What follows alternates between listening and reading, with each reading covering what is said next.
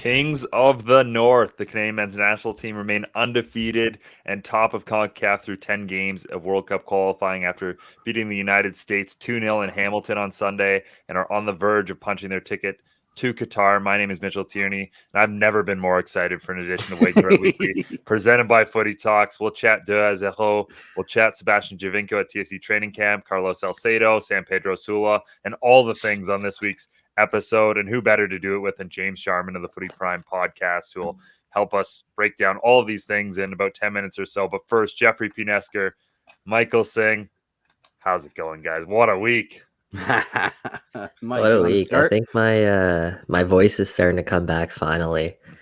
But I ran into Mitch there down in the, I don't even know the jungle.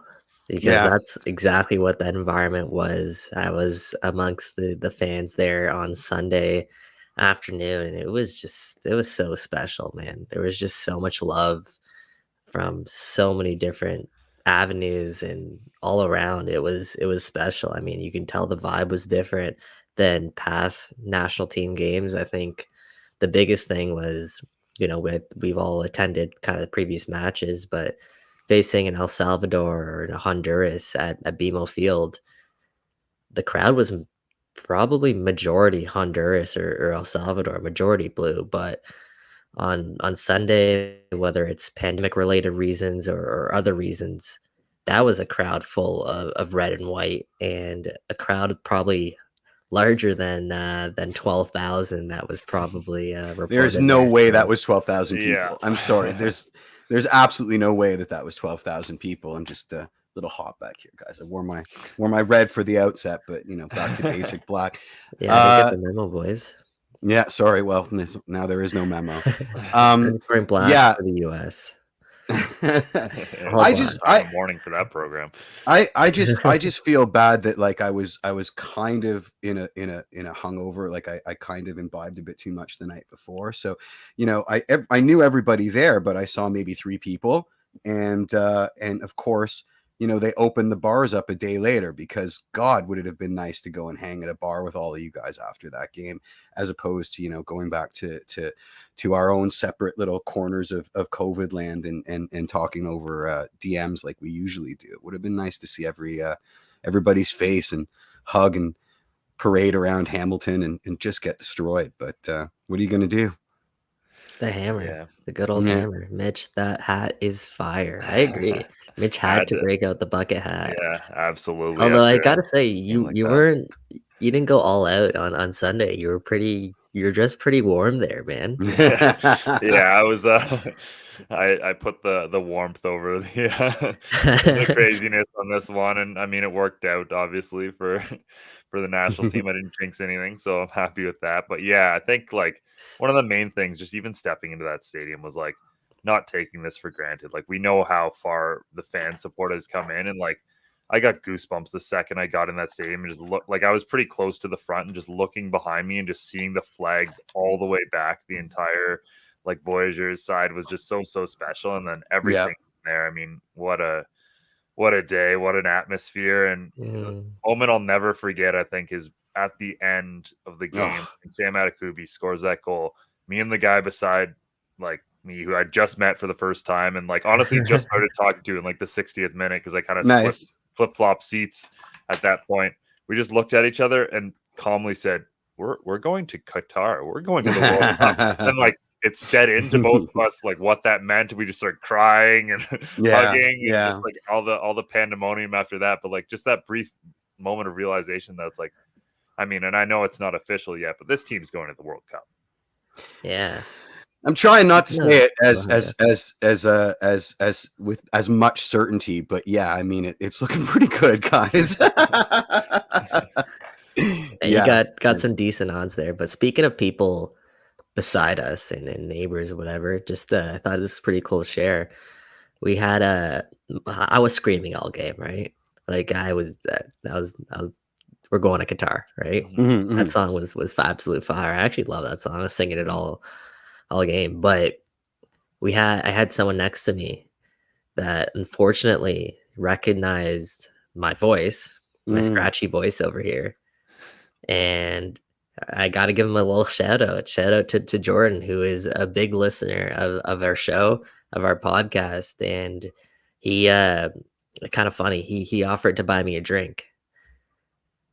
If you're in that position, do you take that up? Because I was quickly, I'm like, no, like, man, like, come on, I should be buying you a drink for supporting our podcast, listening to our podcast. I was just like, yeah, no, don't worry about it. But low key, like, drinks are expensive, man. Like 14, 15 bucks. Like, come on. High key. I only had one beer to maintain whatever buzz I had going, whatever fumes of a buzz I had going, because the last thing you want in that temperature is a beer, right? Like an ice cold beer. Yeah. I nursed it the whole first half, and it was a slushy by the end of first half, and it wasn't even a good slushy because it's like, what am I doing to myself? I had an interesting experience too on the way out. My buddy and I, a guy came up to us and was like, so are you going to the after party? And I was like, what after party? I wasn't invited to any after party. And then eventually clued in that he was talking about us doing a WTR show. So shout out to that guy, also a listener.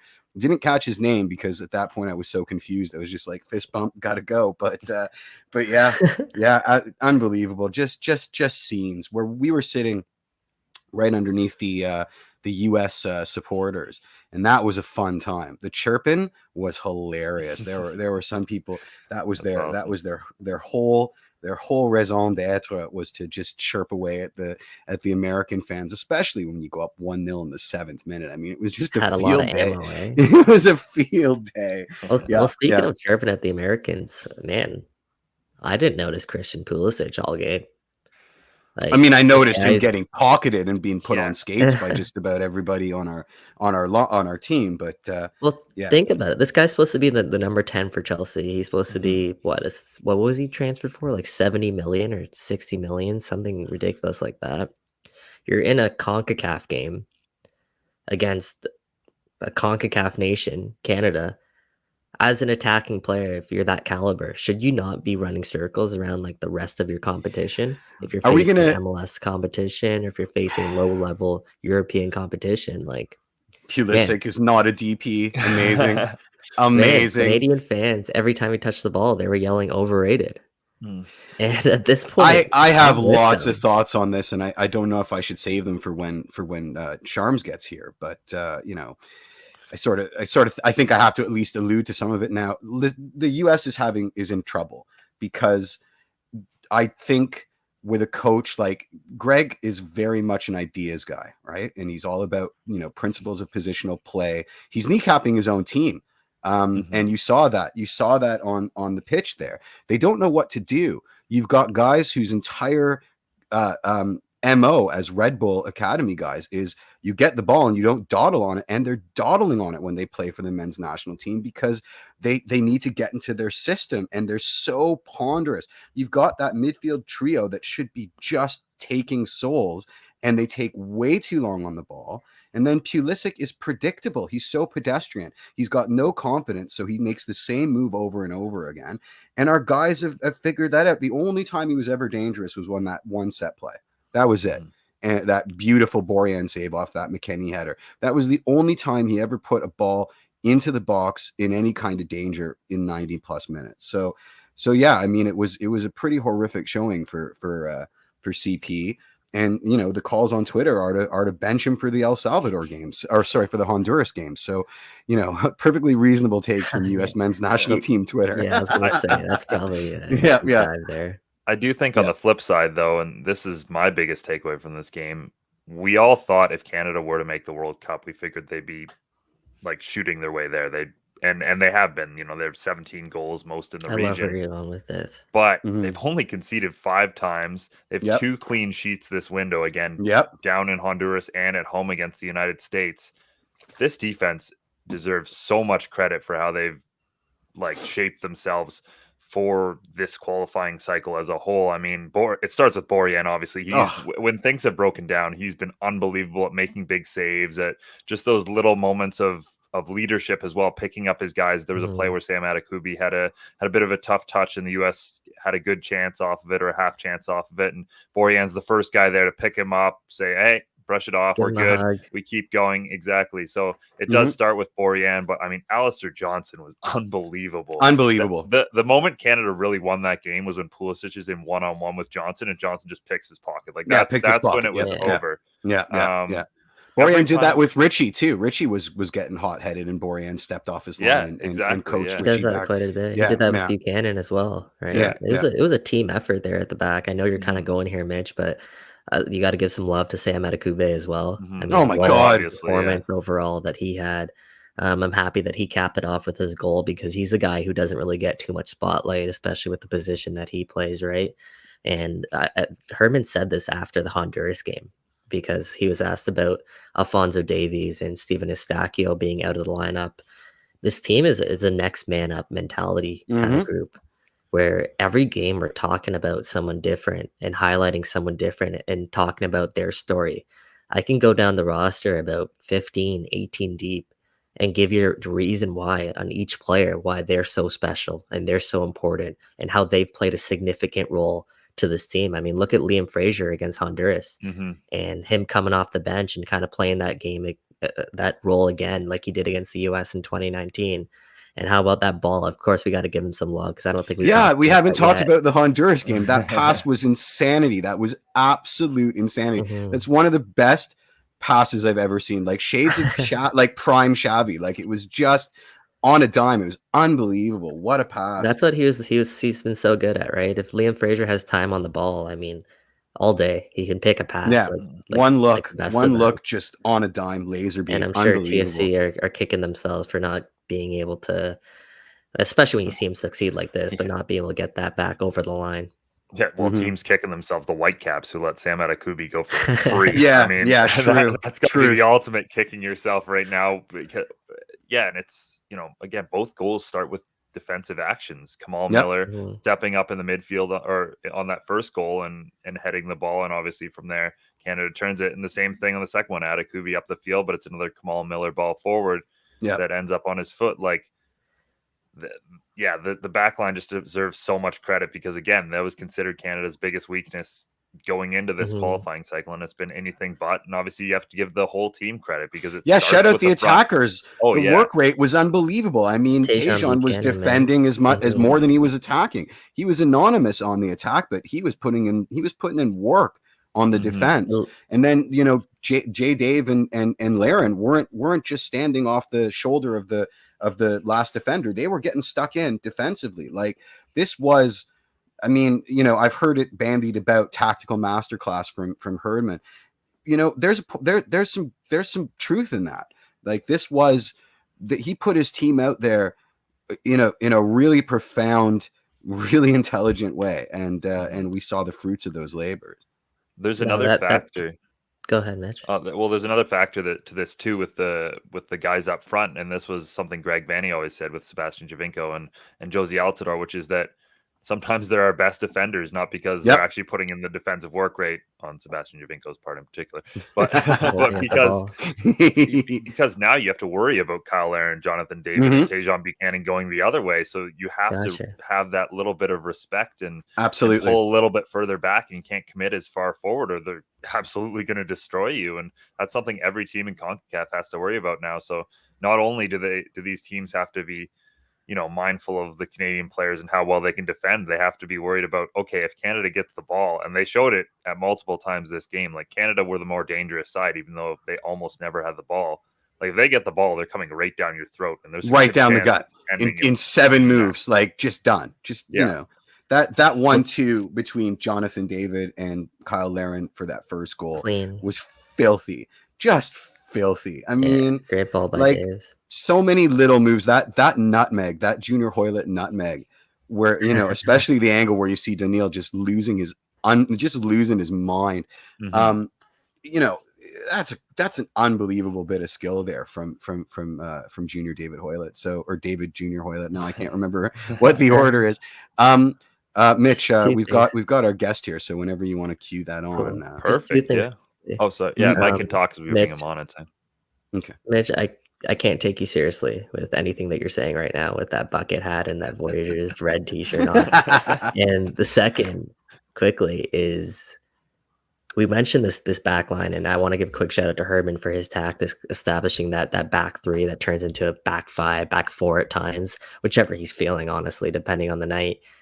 But we mentioned that back three without even mentioning a guy like Steven Vittoria and how important he is as a leader at the back there. I mean, this is a guy that's a no-nonsense kind of defender and someone you kind of need in that middle of the back line between someone like Alistair Johnston and Kamal Miller, who are a little bit more mobile.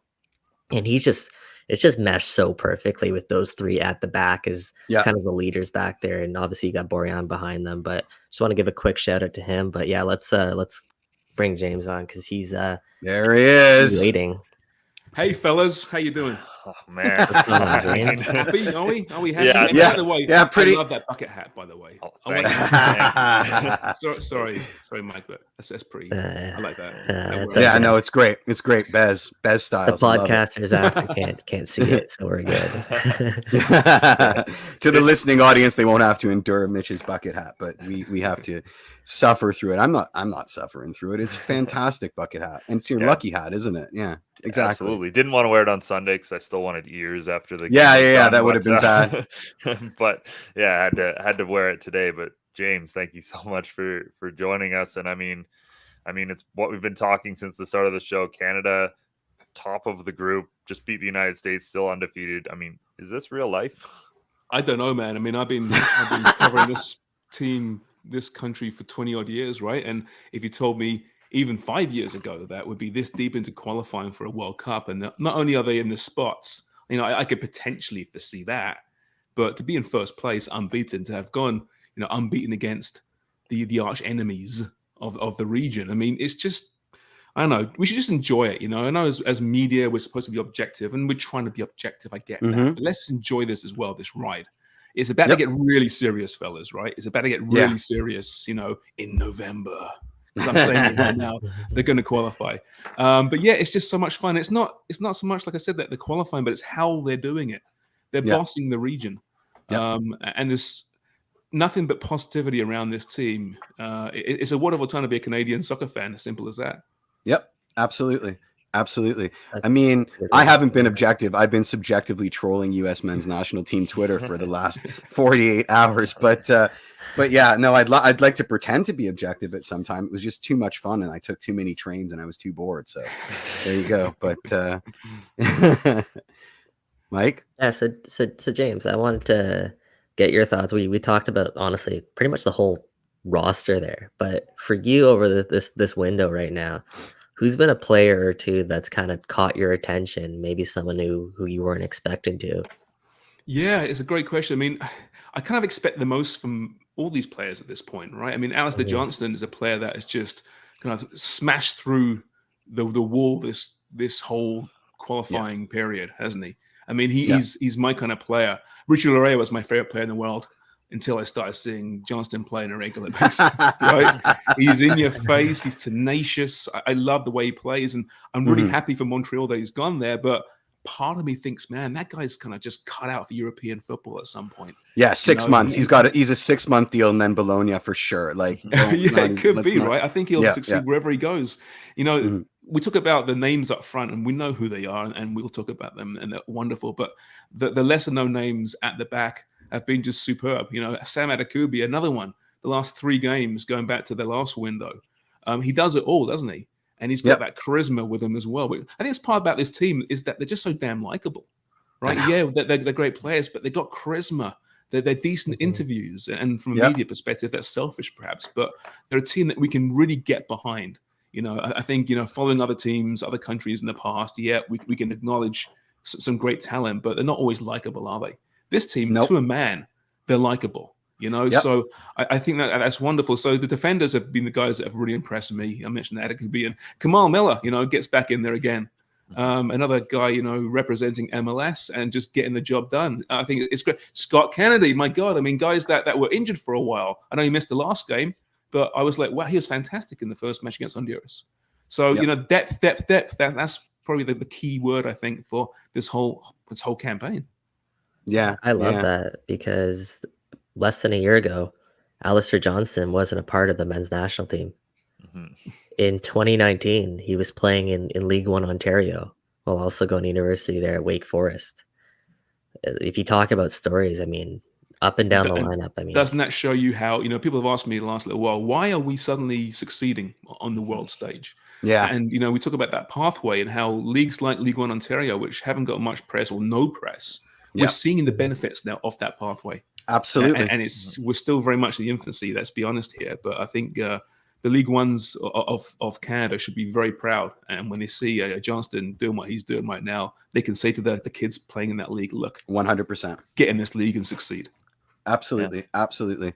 And you know, the knock-on effect of the MLS and the academies, of course, it's a wonderful time right now. It really is. And kind of dovetails to my question, because like you said off the hop, you've been covering CanSoc for 20 years, but it's not like you came here with no soccer knowledge. So what do you think is unique about the ascent of Canada right now? Is it that it's just been so quick and so unexpected? Is it specific to, you know, the fact that any team coming out of the woodwork in North America shocks the soccer globe because they're like, whoa, what's going on over there?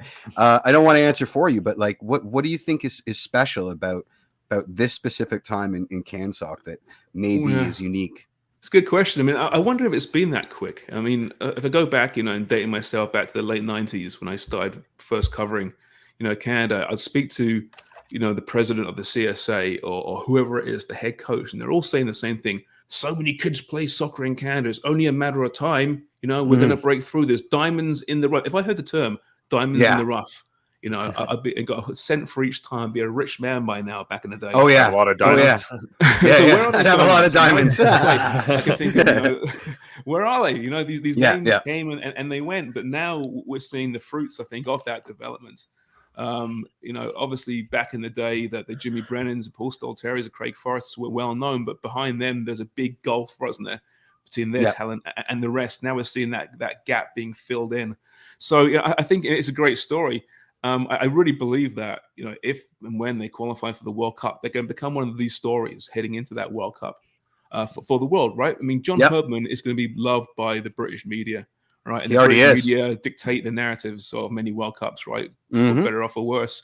BBC covered him last week. Sky Sports have covered him. So I think they're going to be a real team to watch from that perspective.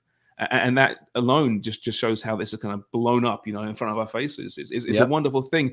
You know, soccer is not Canada's sport. We all know that. More so now than it was 20 years ago, for sure. But maybe that is the defining narrative here, how a sport has emerged in a hockey country that, you know, people laugh, you know, guys, I mean, the haters, they're still there, but there were far more of them, it seemed 10, 15, 20 years ago, right? It used to drive me crazy. I think they're being silenced now, but so from a country that was so vehemently against soccer, we've now made that turn. We're over the curve now, and I think it's becoming to really embrace the sport.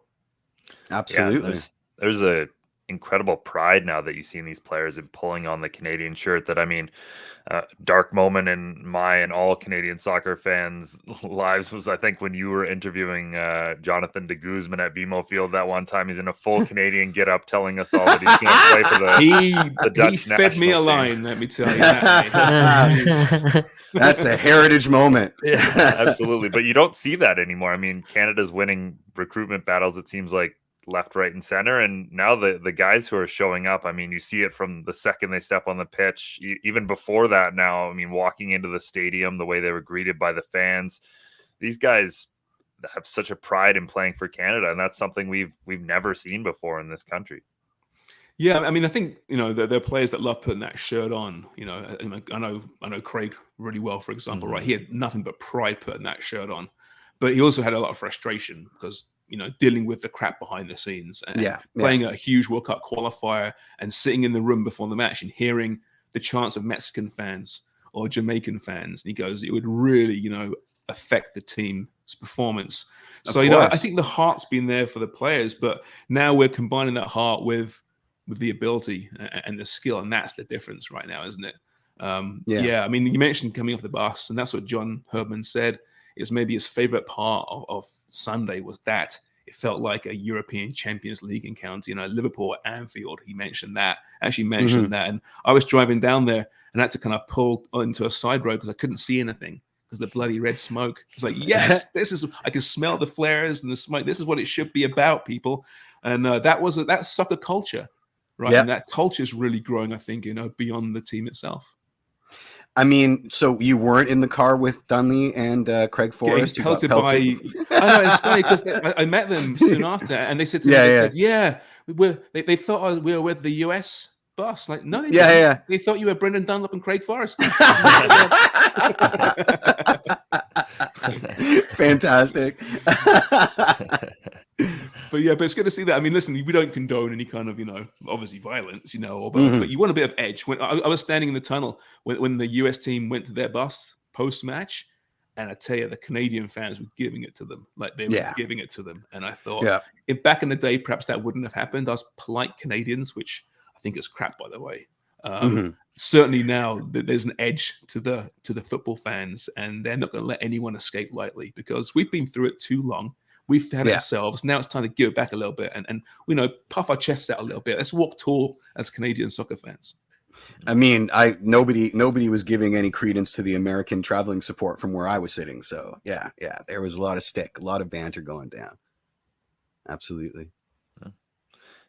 I did want to clarify, I wasn't taking shots at Craig or any of those guys who wore the shirt before, but obviously the circumstances have been majorly different than what they were in the past. I did want to talk a little bit about the next game, which obviously Canada playing El Salvador. Again, looking to the past for Canada or any team, this seems like the ultimate trap game. I mean, they're coming off the massive high of winning in the place that they're never supposed to win in, and then beating the team that they haven't been able to beat for generations. And now they're going into El Salvador against a team that's very much on the outside looking in of World Cup qualifying. There's probably going to be some heavy squad rotation. I think we saw Zachary Broguillard get called in, so I'd imagine a lot of these guys are carrying some knocks. But what are your thoughts going into that game? Because it does kind of scream trap game, but I think Canada will recognize that and want to make sure that doesn't happen. Well, let me ask you guys this. Is there still part of you who is a little bit nervous, about going on the road in CONCACAF and can they really get it done? Would a draw surprise you? Would a loss surprise you? Because I'm trying to get over this hump as a Canadian soccer fan. If I keep my fan hat on here for a second. Yeah. And even the US game, I'm thinking, wow, we can kind of write that one off. Forgetting the fact that they played so well to this point in qualifying, they still have to kind of earn my comfort level with this team. Right? Because if we look at the performances, they should get 3 points in El Salvador. I don't care if it's in El Salvador. They should get 3 points. But absolutely, part of me is still there, languishing in the old days. I agree. I'm right there with you, pal. I still have there's still butterflies in the pit of my stomach. Like, the wheels could come off the bus at any moment, right? Like there's just a bit too much PTSD. And that's why when people are like, we're going to Qatar, I'm like, just hold your horses, guys. Hold your horses. Like once the draw happens and we know what pot we're in, then I'm going to start doing backflips. But until then, it's like the Insigne deal. Like I was saying, like I'm still half expecting them to truck out a guy named Lorenzo Insigne and just say, that's the guy, right? That's who we signed, Yeah, no, you're right. I mean, but that's the I guess it's the heart, not the head thinking, right? I suppose, because it's been broken in the past. But if our heads really think about what's happening, they can enter this game against El Salvador quite relaxed, knowing that this team has earned the right to have a couple of bad games, a couple of stinkers. I don't think it's going to happen because it hasn't happened so far. Even though they weren't great against the States, but they weren't great, and they got 3 points against the United States. So they can go to El Salvador. And El Salvador, obviously, they're better than people think they are. They played the States. They have an identity. Yeah, they do. Yeah. And listen, the States should have won by more than one goal last time out. I understand that, but that it's hardly like you're playing against Brazil here, right? It's El Salvador. Let's realize this. Canada's a far superior team, but a point would be just fine.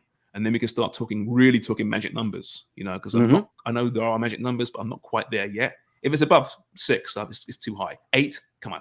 I can't talk magic numbers just yet. I think it'll take at least another qualifying window or a strong performance at the World Cup for us to kind of exercise those demons per se, and not have that little bit of doubt. Here we are now. We're saying, well, they better play well at the World Cup, or we're not going to be believers. What the hell's wrong with us? I mean, judging from our neighbors to the south, where it's like, you know, everything has to be a win. You know, they're the Barcelona of World Cup qualifying, and if they don't, you know, blank every team, it's a complete disaster, and everybody should be fired. I kind of like this consistently being surprised by our own skill. I prefer it, to be honest, because I think eventually, you know, we're going to get too big for our britches, just like our neighbors down south, and then we'll be totally and the word escapes me, but we'll be idiots and dicks. And until then, I like the fact that we're not being dicks, and we're just kind of like in our own bubble of disbelief ourselves, right? Now, right? Yeah, it's exactly. Euphoria. I do wonder, you know, what does happen when this team has a bit of hiccup, you know, has a couple of bad performances, and whether it's in qualifying or whether it's in the build up to the World Cup, when they'll be playing some pretty decent teams in the build-up, right? You know, what happens? John Herdman's so positive. He's so, right now, he's just living the life. Everything's going right. How will he react when things go wrong? Because they're going to go wrong at some point, right? Of course. It's as simple as that. And that adversity is going to be really interesting, because we're on this upward trajectory right now. And, you know, any team goes through adversity. And I don't think this team's is earned the right not to so far, which is incredible. Yeah. Very fair. It's historic, right? That I don't think there's only been one other team that's gone undefeated in the octagon through 10 matches. So right now, John Herdman's captured lightning in a bottle when it comes to Canada. And as you mentioned there, eventually that lightning is going to escape a little bit. And that to me is going to be the real test. Can they take that hit and yet still keep going? That's what it comes down to. It's funny how, you know, as such, you know, as sports fans and Canadian soccer fans, we're so, you know, such self-loathing, right? Yesterday, I'm on the fan yesterday with Stephen Brunt and Ben Ennis, and we started talking, man, but like, when's Herdman going to leave? Like, he's going to get lured away. Should he be nervous? How can we keep like, oh my God, you're right. And then wait a minute, just give yourself a shake. Let's enjoy this right now. He'll leave at some point. Yes, he won't be the coach forever. You're right. But right now he is our coach, and we should enjoy that. But yeah, I mean, what more can we say about this campaign? I mean, I think most of us probably thought, well, yeah, it's the octagon now. It's different to the hex. 3.5 spots. You know, there's a good chance Canada can qualify for a playoff, given where CONCACAF's at right now. But to see where they're at and how they perform, I don't think anyone can honestly say they saw this coming. Nope. No, and anybody that is lying. Not to this extent. Yeah, definitely not. Maybe John Herdman. Yeah, maybe John Herdman. Maybe John Herdman. But I'm sure if pressed, he would say, "This is my ideal situation." You know, I thought maybe we'd get 75%, but we're at like a screaming 100 right now. So, did you see him? I mean, look at when you know, that sideline cam when Adekugbe scored that dagger. He was super excited, man. Like that was not performative in any way, shape, and form. I wanted to talk a bit about Tim Hortons Field because, you know, I feel like that game, one, there's no way there were 12,000 people in there. There's absolutely no way that was 12,000 people. You know, I've been there a lot. I'm a Forge season ticket holder. I've been there for the inaugural game. I was there for some of the CONCACAF matches.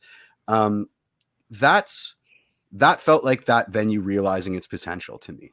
You know, and it felt, you know, it's always been a slog to get there, but it felt like a UK slog to get there, right? Because it's right in the middle of a neighborhood. So it was just such a hassle to get in and out. And I loved every second of it. Like it was a complete traffic jam. Nobody knew what they were doing. And it felt so right. Like obviously BMO is our primo, you know, in this neighborhood is the primo place to house international men's and women's games. But I think Tim Hortons deserves a shout for hosting more games just off the back of that experience. It was just unbelievable. I mean, the vibe there was perfect. I thought it was really good. Yeah. When I first walked out in the press box and looked down the field, the press box there is really high. It's actually great sight lines to call the game from. I really enjoyed that. But yeah, I was like, wow, actually that looks really solid. The turf looked really decent, you know, for turf. And it filled up pretty, like you mentioned, 14,000, more like 20,000. But there was definitely an atmosphere there, and walking to the stadium through the residential areas, it just needs a few pubs on the corners. And England, right, or Europe, right? Exactly. It needs a little bit more of that. But I thought it definitely captured the moment really well. And thankfully, it wasn't that cold. The conditions didn't play into it that much. But yeah, absolutely, I'd be more than happy to see more games in Hamilton. Like you said, BMO's the way to go because the pitch is a beautiful pitch, and that's this team in particular needs to play in good pitches. That's Absolutely. the technical side. I'm amazed that the States, did what they did this window. Quite frankly, technical side playing in Columbus and bad conditions, now Minnesota, like what they're thinking. But But I think, we're kind of fortunate here in Ontario right now. We've got one great venue, I think, and another one that can definitely hold its own. Absolutely.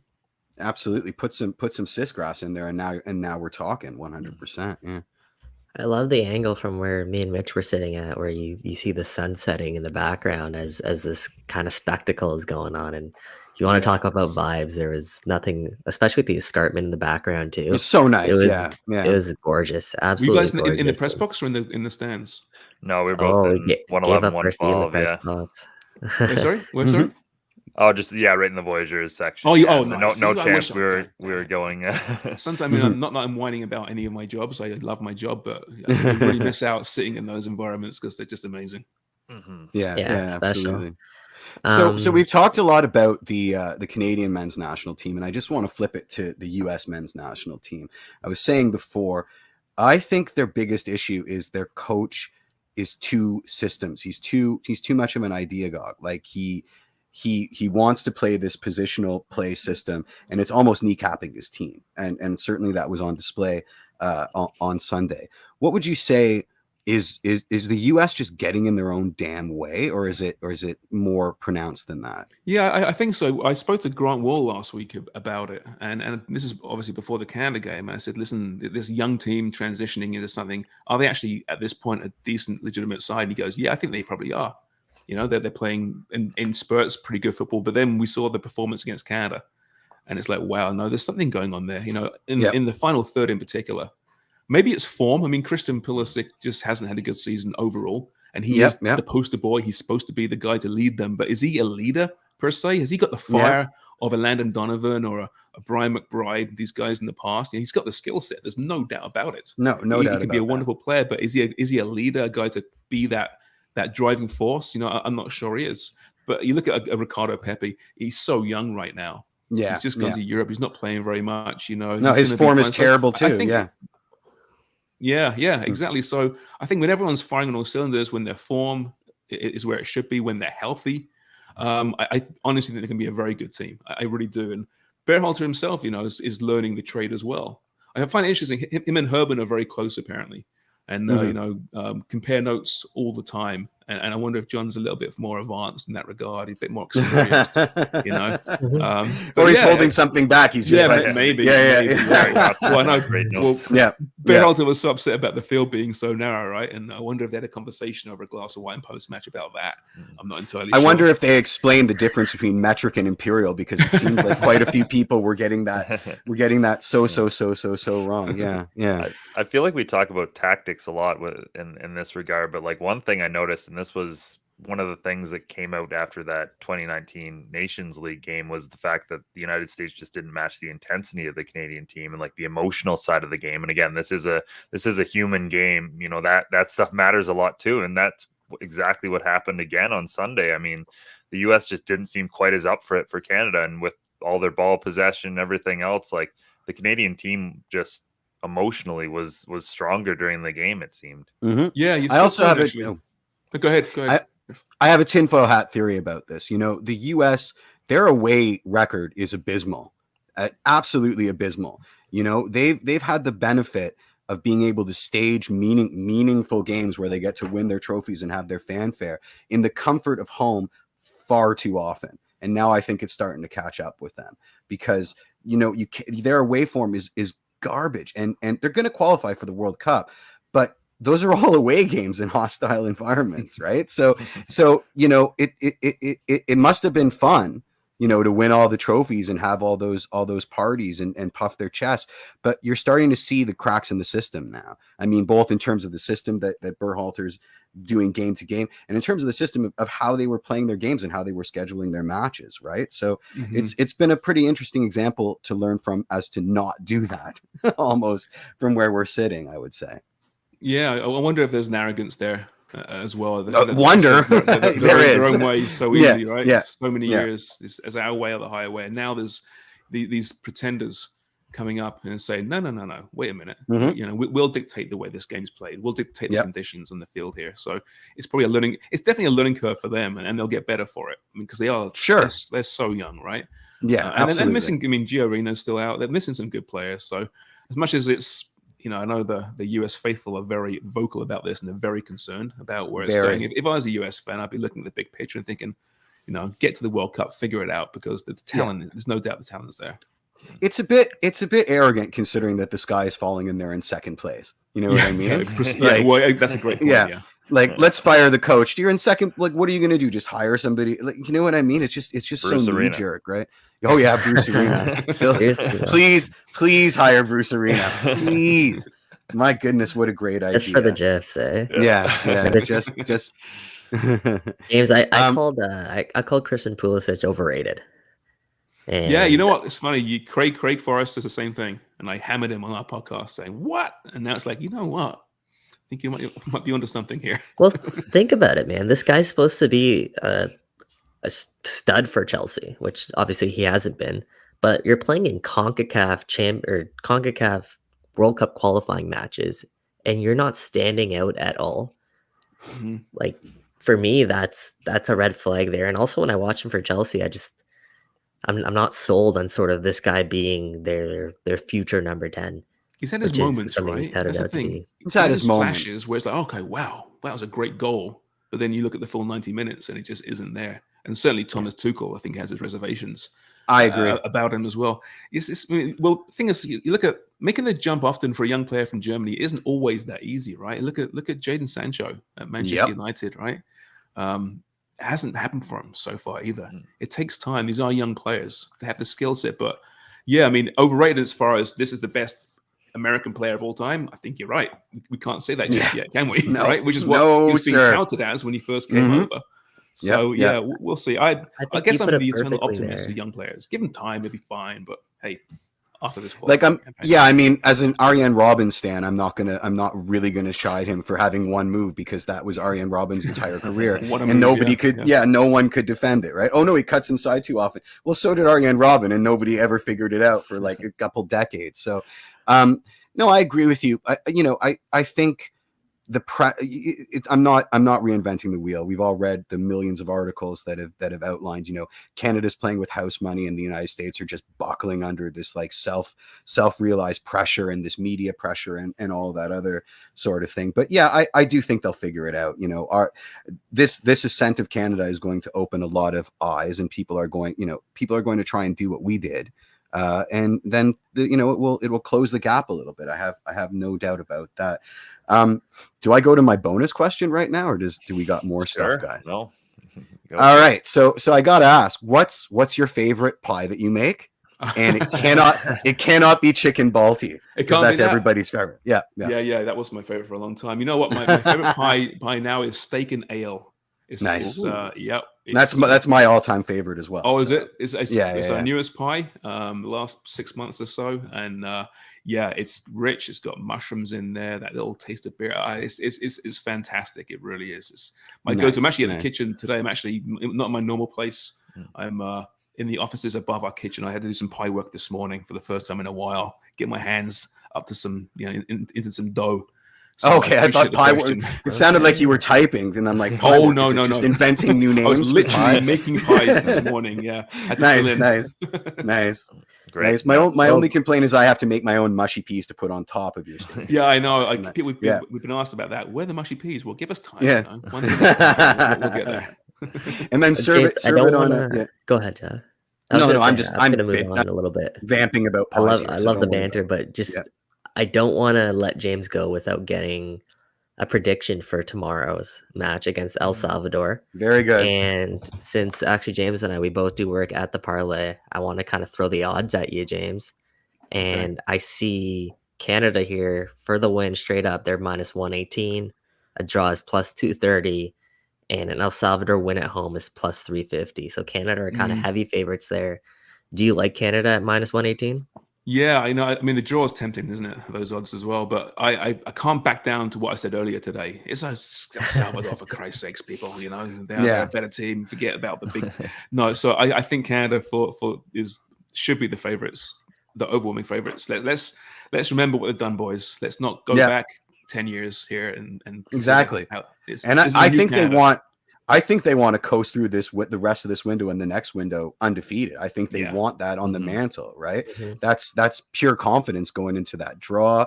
It could influence what pot of the draw we get into. You know what I mean? There's still stuff to play for. And as much as pots already, I love it. I love it. Unbelievable. What? No, yeah. So give me Canada for the win. Give me Canada for the win. And then, like I said, undefeated, entering the final match day, trip to Costa Rica when they could clinch. At that point, they could potentially clinch a fourth place at least, right? Guarantee the playoff. I think it's 4 points is the magic number for that, right? Yeah. And then not looking too far ahead here, but maybe, who knows, clinching at home against Jamaica. That'd be pretty special, yeah. That would be. I wonder where that match would be played, but that opens up a completely new can of worms that I don't think any of us want to get into.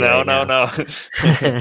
The West I am Coast legit is just waking up now, and they're going to come for us. I am legit starting to feel bad for the West Coast. I am, like, it's been kind of bad for them in terms of getting to watch the Canadian men's national team in the real. But I do think we made the right choice. Always stress performance over touring the country. Well, we picked up the win. Got it right so far. Say what you want about Edmonton. Say what you want about they got it right. They're undefeated. So hey. Yep. Absolutely. All right. Well, I'm going to be very hungry for the rest of the show now that we've talked about some Sharman's proper. I'll try and fight through that. But yeah, really appreciate you taking the time, James. Thanks, guys. Always enjoy it. Cheers. Thanks, Cheers, man. See you next time. All right. Oh man, guys. Yeah. I guess before we move on from Canada, the scenario that would see them qualify, it is possible that they qualify tomorrow against El Salvador. It's incredibly unlikely. Yeah, Honduras has to beat the States, don't they? Here's the full scenario. Canada obviously needs to beat El Salvador. The U.S. need to lose to Honduras at home. Panama needs to lose to Mexico away, and Costa Rica need to not win against Jamaica. So it's pretty unlikely, but it is possible. And the fact that it is possible after, what is this, 13 games in now is pretty ridiculous. Or no, 11 games in is pretty wild.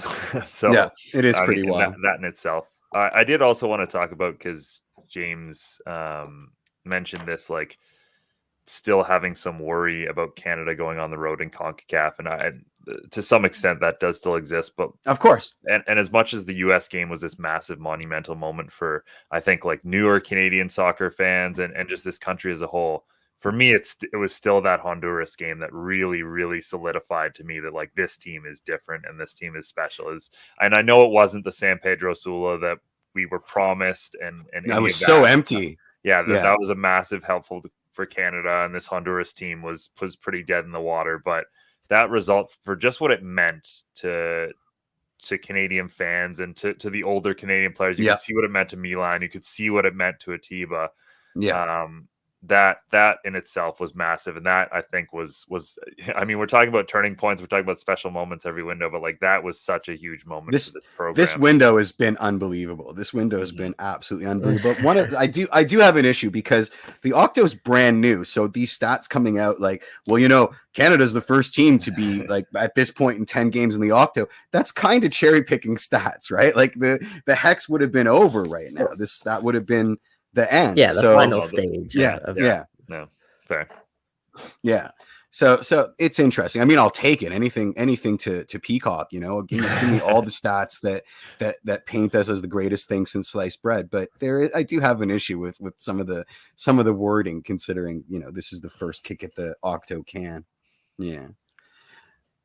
All right. Well, let's finish up with some Toronto FC here, because there's still, I mean, I think we'd have a show's worth of topics to talk about Toronto FC, even if we didn't have a literal show's worth of topics to talk about the Canadian national team. And the biggest one, obviously, Toronto FC announcing officially Carlos Salcedo coming in as a designated player, a 28-year-old center back, 48 caps with Mexico, spent the last few years with Tigres, has also spent time in the Bundesliga with Frankfurt, Serie A with Fiorentina, which is why I assume why they signed him. I mean, you have to have some kind of Italian connection for Toronto FC to be in any way. Guadalajara as well, and of course making his professional debut with RSL under Bill Manning. So there's a bit of a connection there. Part of the deal. Soteldo has joined Tigres. I guess one point I want to say on the Soteldo thing, and maybe this is just my mind doing comparison, but it really feels like the Defoe era. Yeah, it feels so much like Jermaine Defoe, even with his exit as well. Like he was a player who was great on the field, probably not so great off of it. And obviously, if this works out like the Defoe deal did for Toronto FC, I mean, we'll be doing backflips, as Jeff would say. I mean, they're already winning the Twitter game between Mavinga and Salcedo. Those guys are savage Twitter guys. So I'm already looking forward to all of the content. Like Salcedo hadn't even been confirmed, and he had already was just all over TFC Live, everything, just being the best. So yeah, looking forward to that. Can we put to bed this idea that we're going to immediately buy down Salcedo to TAM and then sign another 28 DPs? It seems a little odd to me. I mean, just looking at this deal, the length of the deal, the 1 year plus one club option would suggest to me that we got him plus one club option. Oh, I thought it was 1 and 1. Okay, no, then I'm going to stop. Contract plus I'm going to stop myself. Option. I'm gonna ask you before I say something I can't take back, like Perusa as an attacking midfielder. Do you think they're going to buy him down to TAM this season?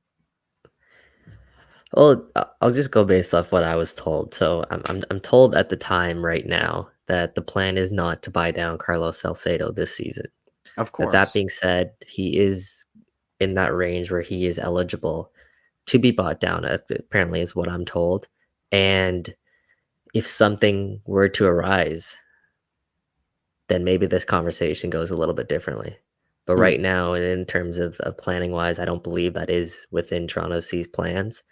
But if something were to prop up at the table, say, I don't know, Dries Mertens or something like that, then we could, I mean, I'm sure they have the flexibility to shift the direction that they're heading right now. But it's for me, like the Salcedo-Soteldo deal, that's the biggest thing is getting out of Soteldo. Testify. Yep.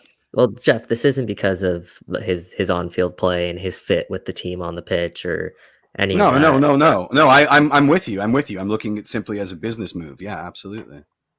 Yeah. Not even as a business move. Just he was a significant part of, Bill Manning said TFC lost their culture last year. Mm-hmm. What I'm told is he was a significant part of that. The Manning specifically mentioned at the BMO training grounds. Well, that starts with people like your designated players there, your superstars in Soteldo setting the tempo and the pace there. Mm-hmm. 1 second. No worries. We're just yelling, but someone else pick up. Yeah, I mean, listen, we were behind the 8 ball a little bit there with Soteldo's budget hit and the fact that it was such public knowledge that there's a profound desire to move the player. So this is a coup. And like I said, when it was still in the realm of possibility, if the only sacrifice we have to make is a DP center back for one season, it's no sacrifice at all. And let's just eliminate the DP tag, because there are plenty of arguments as to, how it's not necessarily the smartest play in MLS in 2022 to use one of your DP slots on a center back for myriad reasons. But it's a serious upgrade at center back, and we needed a center back. So let's just, let's enjoy what we got out of this deal. Well, I appreciate you for picking me up there, Jeff. And I'm with you, like based on this team's construction right now, they're getting in exchange for Soteldo, they're swapping him out for something they desperately needed. Exactly. And that's a significant upgrade at center back. And if you look at the team's center back position right now, you're talking about a Salcedo, a Chris Mavinga. You got Shane O'Neill, who did wonders with the Seattle Sounders as sort of that third center back option for them. I mean, he's definitely capable of doing that in MLS once again. It's looking a lot more stable than it was last season. I mean, it's a huge upgrade over Omar Gonzalez as your starting center back, playing next to Chris Mavinga, first of all. And then you also have the style of play which Salcedo brings, which is, of course, he's great in the air, which Omar did, but he also has the pace as well as the ability to pick a pass, which I mean, I'm not saying Omar was terrible at it, but he definitely wasn't that MLS type of center back where nowadays, at least the modern day center back, where they're capable of linking up, moving forward, and really, I think the biggest thing was mobility. Too many times Omar Gonzalez got caught out when TFC was trying to play a high line. Well, now you have that flexibility with someone like Salcedo. So I think it's a good start. Again, I'm still where I was last week because we knew this deal was coming. Is this team still needs to make a bunch of moves before I consider them contenders in the Eastern Conference, but it's a good foundation they have going right now. Yeah, you skipped over, and I got to shout out Charlie O'Connor Clark for this, but you skipped out our new Nick Hagland, which is Lucas Mcnaughton, basically a like for like replacement with Nick Hags. That's a good point. So we've got a new Hags striker into center back, vicious in the air, both defending and attacking headers. And we've been missing that. Omar, how many headers when Omar came in 2019, we were all expecting massive headers off corner kicks and set plays. What did he do? Score 3 of them in his career over 3 years? Oh no, Omar had a number of at least finishes off set pieces and corner kicks. At least this season, right? Yeah, him and Soteldo linked up. Yeah, him and Soteldo. Yeah. Yeah, that's fair. Yeah. But yeah, I love the Mcnaughton show. But yeah, give us that segue, Mitch, because I know you're heading towards that. Well, yeah, I think you mentioned a lot about the roster construction as a whole, and we got a better idea of what that looks like this past week when Toronto FC finally released their training camp roster. Obviously, we've been waiting on that for a while. They needed to announce like 6 signings before they could just release the roster outright because there's such a big backlog in terms of what the club had put on paper versus what they'd announced to the public. But now we have it, and I mean, there's no burying the headline. The name that immediately jumps off, and you see the Twitter pictures and just how happy he looks now back in the Toronto FC jersey is Sebastian Javinco. He's at training camp. Yep. Mike, but be careful. On this? What's up? Do you have anything on this? Because I mean, obviously, there's got to be something to this. Like the fact that he's still sticking around. I don't believe that there aren't clubs out there that would be interested in Sebastian Javinco at this point. Well, I've heard at this point that there is a growing optimism within those at Toronto FC that a deal is going to get done here between Sebastian Javinco and the club. I don't think anything has been officially signed as yet, but with Giovinco, I would call it a handshake deal at this point. With Giovinco playing in the most recent preseason match, kind of get his ramp up his fitness. He played 30 minutes over the weekend against the LA Galaxy in their first preseason match. 5-4. Yeah, I'd be surprised if something doesn't get done here officially before the start of the season. And like, listen, as we've mentioned in the past, the biggest sort of, I don't know what to call it, but the biggest difference, hurdle between Toronto FC and Giovinco was the money. And with him telling Bill Manning and Bill Manning telling the media here that money isn't the issue anymore. Giovinco said very professionally that he wants to finish his career here in Toronto and money's not a problem. And there's no reason why a deal can't get done. There's no reason why they have to buy the allocation spot, right? So there is the trillion amount of allocation money that they've acquired this offseason. Like again, true enough. Spots. They only have to move up 2 spots, but they do that. There is money that they would have to sink in that even before they start talking about salary with the player. I think it's important to outline again.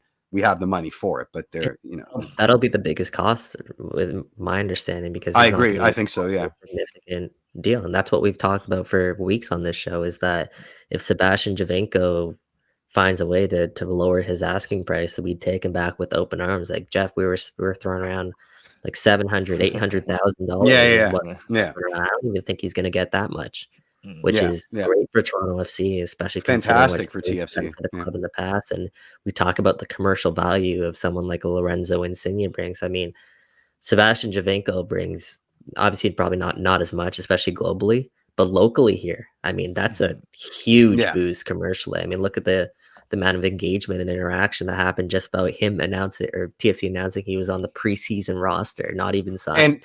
And then the complete kerfuffle that was that weird little asterisk that people inferred meant that he had been signed already, and then they deleted their tweet and redid it and all that stuff. No, I mean, it's Seba, man. Seba. He's gonna cause that kind of chaos wherever he goes in TFC Live, and that's why we love him. And a good segue here is, I was going to say a good segue here is you're going to see probably another legend coming in, but on the other hand, it's becoming more and more likely that we're going to see another legend on his way out of the club, which of course is Jozy Altidore. I mean, me personally, as someone who's followed the club for a very long time, wouldn't you guys love it if they found a way to kind of bring Jozy back on a cheaper deal and link him up top with Sebastian Javinco for at least the first half of the season and kind of reignite kind of what that was, that type of magic back. I know they want to move away from 2017, but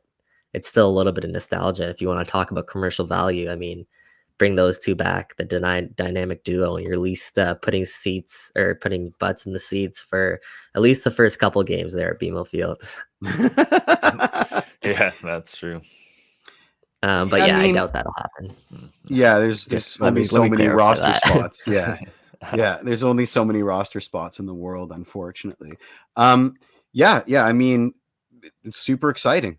Super duper exciting. With Seba, it's difficult to predict the future with Seba because it's such an enigmatic relationship the club and the player have. Even on this show, like the history of this show's opinions on the Sebastian Javinco deal. I mean, we hear there's interest in Sebastian Javinco. We're instantly all like, sign him immediately. Yeah, we all lose our minds. We find out he wants a designated player deal. We're like, this guy's greedy. We don't want anything to do with him. We see him in training camp in a kit. We're like, bring him in. I don't. It's different. We have absolutely no baseline with Sebastian Giovinco. We're just he's in our hearts, and we're like jilted lovers. Just like, is he coming back? Is he? Yeah, exactly. But I mean, to be fair, when those rumors first surfaced, TFC was an absolute hell. Like they were the worst, the second worst team in Major League Soccer. We'll take anything to kind of reignite that interest back in the club. But with now, especially where it is with a lot of roster spots open and Sebastian Javinco not wanting a crazy amount of money, it's not about money for him. I mean, why not? Yeah. TFC has two settings. One is we're absolutely terrible and it's gallows humor, and the other is that every TAM has to be a DP like Victor Vasquez was, and like you know what I mean. Like we just all of our moves have to hit, and they have to be like these unicorn moves. It's absolutely fantastic. It's such a great fan base. I love it so much. The Pendulum is my favorite. Well, let's talk about some of the other players at training camp then, because there's a few trialists as well. I think the most interesting of them is TFC basically pulling a Forge and trying to gut Pacific FC of everyone left. I guess they gave them Luke Singh in return, but Caden Chung not officially yet, eh? Yeah, he's still at training camp with Toronto FC. I did not know that. Oh, Luke Singh. Yeah. Wow, okay. I did not know that. Wow. Yeah, but Caden Chung is there at camp, as well as Davia Vyatter and Wilson Harris, a couple of guys just in there to see if they can bring anything. I think Chung for me is the most exciting one, because obviously I've seen him play a fair amount of games for Pacific FC. I think he does have MLS quality in terms of adding some fullback depth as well, and of course there's a bunch of Toronto FC2 prospects there as well, including Hugo Mbongu, who's of course Iowa's brother. Love that name. Or Ralph Priso's brother, sorry. Yeah, Ralph Priso's brother, yeah. Yeah, and very, very high on him. Toronto FC have been for a while, and he's one of those guys that's coming up in that next generation for the academy, and Kobe Franklin as well, who we anticipate will still sign a first team deal. But anyone stand out from training camp that you're interested in, or from so far? I love the Hugo Mbang shout.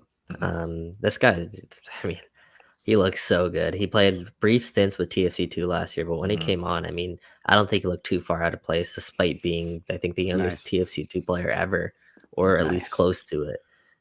He's a big kid, unlike Ralph Presa, who's kind of a little bit smaller. Like Hugo's tall, and he still has the athleticism. He seems like he's a smart player, and he kind of looks like he's near complete already, which is exciting whenever you're talking about a prospect who's 16 years old. So I love that shout there, but he's going to get some good minutes. No one else jumps off the page at me. Everyone else is kind of. Well, that's fair. As a signing, what a start to the season. Yeah. Well, I mean, what a game. I think we talked about him a little bit. Yeah. What a game. Good shout, Jeff. I mean, 2 goals already. But, I mean, again, we're basing this off a stat sheet that just tells us who scores, but it's exciting to at least see him. One of them was barred down, according to TFC Twitter. Yeah. No, my favorite was the TFC kickoff, and then 34 seconds, LAFC are up by 1. That was fantastic. Yeah. You'd never know if that barred down is like an empty netter that he should have just like rolled on the ground, and instead like skies it goes barred down. But no, obviously it's exciting when you see Jordan Perusa, Jaden Nelson, and 2 goals from DeAndre Kerr, which is I mean, it's massive for TFC this year because the way that this roster is kind of shaping up, a lot of those youngsters are going to have to play significant roles for this team. I agree. Yep. And one youngster, of course, that I want to highlight quickly, I think I might have touched on this in the past, but one guy who's expected to play a really big role for Toronto FC this season, not only now, but I think in the summer as well, is Jaquil Marshall-Rudy. I'm told that Bob Bradley is a very big fan of Marshall-Rudy. Nice. And there's a lot of rumblings that he's going to leave TFC come June when he turns 18. I'm told that that's not the plan for Toronto FC, at least. They want to give Marshall-Rudy a full year under his belt this season, and then come the off season, if it's the right time to move him, then do that. But I'm told they're not eager to obviously see Marshall-Rudy leave. I think a couple of reasons. Well, commercially, you increase his value significantly if he can get a full season of MLS under his belt, as opposed to leaving before he plays really what was a full season. And B, he can actually contribute this year is kind of the vibe that I'm getting. And I think a lot of these guys are going to be taking that next step, and Marshall-Rudy is going to be at the forefront there of TFC's push to get more youngsters minutes in at least meaningful minutes in 2022. One last bit of news before we finish up, of course, that being Sebastian Endo is headed to Melbourne FC. 66 MLS appearances with Toronto FC, where he scored 7 goals. I think, obviously, talk about depth players. Endo was one of those ultimate guys where, he'd be out of the team for months on end, and then just come in and put in a couple spot right back. Performances. And I mean, obviously, one of those guys on the 2017 team. So tough to see him go. I think he's replaceable, but obviously one of those depth guys that was so helpful for them for so many years. So big credit to him. Good locker room guy though too. He was always the first to cheer any goals that weren't his when he was on the pitch, right? Just good locker room guy, and gets to go to Melbourne. I mean, I'm kind of jealous. I think I think that's a good vibe right there. My favorite Sebastian Endo story still is one time Sebastian Javinco takes this shot, and it's an absolute screamer. And you like the first time you see it, and you think, wow, how did he put that top corner? And then you realize on the replay it went off Subasa, and Subasa's pointing to his head like, that hit me. And Seba goes to slap him, and the fear in Subasa's eyes, like, oh no. But like, I was just joking around, obviously, because Subasa was claiming the goal. But it was pretty hilarious. That was a memory that I will always have from for me, it's not as funny, but I think seriously there wouldn't be that 2019 MLS Cup playoff run without Sebastian Endo. That's true. Yep. And the role that he played during that. Some bangers that he scored in that postseason leading up to the postseason, and he was a Swiss Army knife. So it'll be a decent loss, especially considering they also lost Nick DeLeon. But again, that goes back to my last point: is who's brought in right now to kind of fill that void. I mean, there's still a lot of time between the now and the start of the regular season, but for now, it's the youngsters that are really in prime time right now to hopefully take advantage of that opportunity. If Bob Bradley likes what he sees in training camp, there's still going to be a number of moves to come in between now and the start of the season. But if he likes what he sees from them, there's not that urgency to bring them in right away, because perhaps he can trust the young guys. So what I'll say now is I know TFC have at least one deal lined up for the summer that'll be coming in, and other than that, I think it's open season right now for the club between now and the start of the year. Love it. Absolutely. Love to see the young guys get a run under Bob the Builder. I think it's going to be pretty surprising for us as fans who have sort of watched these guys kind of flounder a little bit under Vanny and certainly last year, maybe being put in positions where they weren't set out to succeed. I think it's going to be a very, very different feeling around the young guns this season. And I can't wait. We just have to look to Mark Anthony Kaye as an example of a way that Bob Bradley can translate, raw talent and obviously some good soccer knowledge into a really, really solid player. Guys, Axis of Evil said it was a great show today because we didn't do any. By the way, that's our boy. Obviously Mike won the Twitter poll because he cheated and only put down the names of the players and Lorenzo Insigne, baby.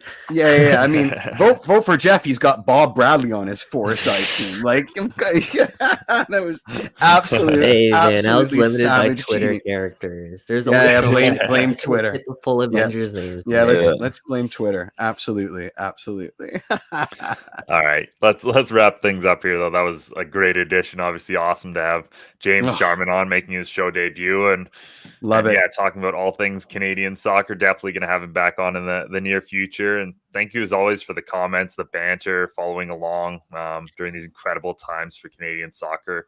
We know there are many podcasts and outlets out there, and it seems to be new ones popping up every day. But we really appreciate you guys sticking with us and showing up to our show in such great numbers. So on behalf of Michael Singh and Jeffrey Pinesker. Keep talking. Let me just say quickly, our engagement has been through the roof, man. The numbers have been crazy, and I can't say enough about the support that we've been getting. Like we always read every single one of your comments in the chat, even the mean ones, guys. But especially the mean ones. We laugh about the mean ones later. We still read every single one of them, and it's been on fire literally since the end of December, honestly. And we can't say enough about what that means to us. And for those listening back to the podcast later, we appreciate that as well. Please, it does help if you guys like and subscribe wherever you guys do get your podcasts. It does mean a lot for us. And if you guys ever want us to chat about anything or have a topic, just write in the chat. Snake draft about Marvel superheroes. Yeah, exactly. You guys are a big fan of those Marvel superhero draft. Let's let us know. Yeah, we're doing another 1,000 of them. It's going to be great. Yeah. Well, Jeff, do you have the outro queued now? I'm assuming that. I do. You want to do your thing? I got my magic fingers ready to go. Yeah. On behalf of Michael Singh and Jeffrey Pinesker, I'm Mitchell Tierney. Until next Tuesday. Cheers. I just got to scroll down.